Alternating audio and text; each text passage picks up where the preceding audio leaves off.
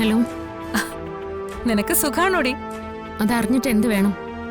നിന്റെ ഭർത്താവിന് കുറച്ച് സുഖം കൂടുതൽ കിട്ടുന്നുണ്ടെന്ന് ഞാൻ അറിഞ്ഞു. അതിനെക്കുറിച്ച് വല്ലതും നീ അറിയുന്നുണ്ടോ? അല്ല, നീ അവിടെ പെറ്റെടുക്കല്ലേ?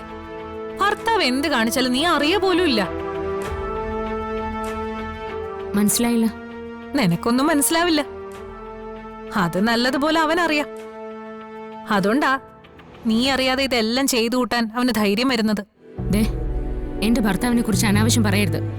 എന്നിട്ട് എവിടെ നിന്റെ സ്നേഹനിധിയായി ഭർത്താവ്?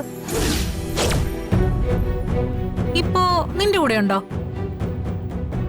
അതെ, നിങ്ങൾ അറിയേണ്ട കാര്യമില്ല. ശരി, സമ്മതിച്ചു. നിന്റെ ഭർത്താവ് എവിടെയാണെന്ന് ഞാൻ അറിയേണ്ട കാര്യമില്ല. പക്ഷേ അത് നീ അറിയണ്ടേ? എന്റെ ഭർത്താവ് എവിടെ പോകുന്നു, എപ്പോ വരുന്നു എന്നൊക്കെ അന്വേഷിക്കാനേ ഞാൻ ഇവിടെ ഉണ്ട്. അതൊന്നും നിങ്ങൾ അന്വേഷിക്കണമെന്നില്ല. ഇന്നലെ രാത്രി നിന്റെ ഈ പറയുന്ന ഭർത്താവ് എവിടെയായിരുന്നെന്ന് നിനക്കറിയോ? ഹൈ, എന്താ മിണ്ടാത്തത്? നീ ഒന്ന് ഞെട്ടി, അതെനിക്ക് മനസ്സിലായി.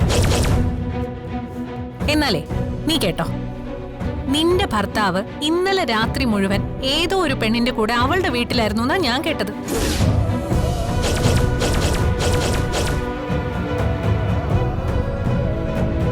കൊള്ളാം. ഇതിലും വലിയ നുണേ ഈ നൂറ്റാണ്ടിൽ കേൾക്കാൻ പറ്റില്ല. ഒന്ന് വെച്ചിട്ട് പോകുന്നുണ്ടോ? നീ എന്നോട് ദേഷ്യപ്പെട്ടിട്ട് ഒരു കാര്യവുമില്ല. ഞാൻ പറഞ്ഞത് സത്യമാണോന്ന് അവനോട് ചോദിക്ക്. അല്ല, ഇന്നലെ രാത്രി എപ്പോഴെങ്കിലും നീ അവനെ വിളിച്ചായിരുന്നോ?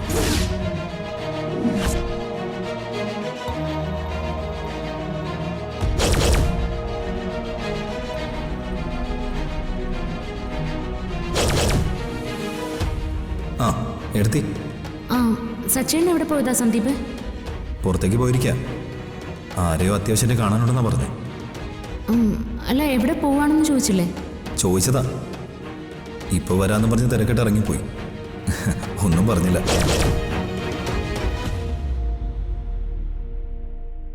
എടി, നാട്ടിൽ പറഞ്ഞു കേട്ടിട്ടുള്ള ഒരു പഴഞ്ചൊല്ലുണ്ട്. ഭർത്താവിന്റെ അവിഹിതം നാട് മുഴുവൻ അറിഞ്ഞാലും സ്വന്തം ഭാര്യ അറിയില്ല. ഭർത്താവ് കൈവിട്ടു പോയി കഴിയുമ്പോഴായിരിക്കും എല്ലാ ഭാര്യമാരും അത് അറിയുന്നത്. പിന്നെ കേട്ടത് സത്യമാണെന്നൊന്നും എനിക്കറിയില്ല. എന്തായാലും നീ ഒന്ന് അന്വേഷിച്ചു നോക്ക്. ഉളുപ്പുണ്ടോ നിങ്ങൾക്ക് ഇങ്ങനെ പറയാൻ?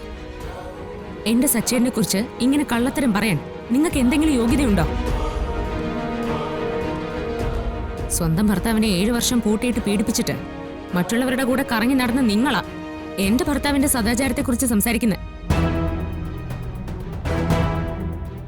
എന്റെ സച്ചേട്ടൻ എന്നോട് അങ്ങനെ ചെയ്യില്ലെന്ന് എനിക്ക് 100% ബോധ്യമുണ്ട്. എന്റെ ഭർത്താവിന് അവിഹിതം ഉണ്ടെങ്കിലേ ഞാനതങ്ങ് സഹിച്ചു. മേലിൽ ഈ കാര്യം പറഞ്ഞ് എന്നെ വിളിക്കരുത്. വച്ചിട്ട് പോയേ.